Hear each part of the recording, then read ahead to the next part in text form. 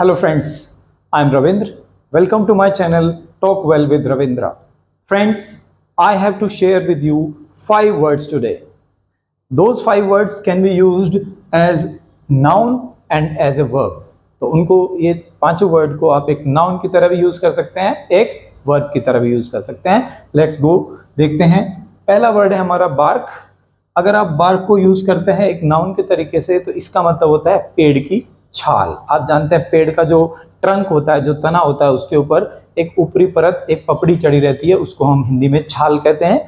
English में हम बोल रहे हैं, एक एग्जांपल देखिएगा, we cut the bark of the tree, यानी कि हमने पेड़ की छाल को काट दिया, या हम पेड़ की छाल को काटते हैं.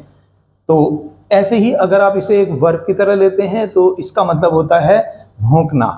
जैसे कुत्ता भौंकता है तो वो बार्क करता है. The dog barked at the postman. कुत्ता पोस्टमैन के ऊपर भौंका, उसने उसके ऊपर जो है भौंका. सेकेंड वर्ड है हमारा ड्रिंक. ड्रिंक को एक नाउन की तरह देखेंगे तो इसका मतलब होता है पेय पदार्थ, राइट. जिसको आप पेय पदार्थ जो है पीते हैं. तो वो the thirsty boy asked for a drink of lemon, यानी जो लड़का जो प्यासा था उसने एक लेमन ड्रिंक की मांग की. तो यहाँ पे ड्रिंक यूज हो रहा है एक पेय पदार्थ के रूप में, एक बेवरेज के रूप में, इसलिए इसको हम एज ए नाउन यूज कर रहे हैं.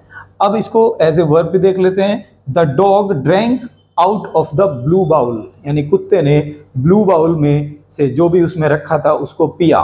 तो यहाँ पे ड्रिंक सेकंड फॉर्म में आया है एक वर्ब के रूप में, और वो है ड्रैंक. तीसरा वर्ड दोस्तों ले लेते हैं लाफ. लाफ का नाउन के तौर पे मीनिंग होता है हंसी, और वर्ब के तौर पे इसका मीनिंग होता है हंसना. आप जानते हैं हंसी जो है एक नाउन है. एग्जाम्पल देखते हैं. When this is over we will have a good laugh. यहाँ पे हमें अ लेना पड़ेगा. तो जब ये सब खत्म हो जाएगा तो हम एक अच्छी हंसी हंसेंगे, यानी जो हमारी होगी हंसी होगी वो बहुत अच्छी होगी. इसका मतलब यहाँ पे लाफ एक नाउन है. एक वर्ब की तरह लाफ को देखें तो the audience laughed at the joke.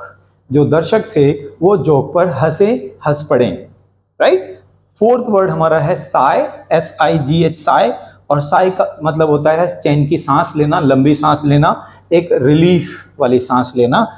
तो यहाँ पे साई का मतलब एज ए नाउन सांस के रूप में यूज किया जाएगा. My mother gave a sigh of relief, यानी कि उन्होंने एक जो ठंडी सांस है वो छोड़ी. तो my mother gave a sigh of relief. और साई एज ए वर्ब जो है वो है सांस लेना.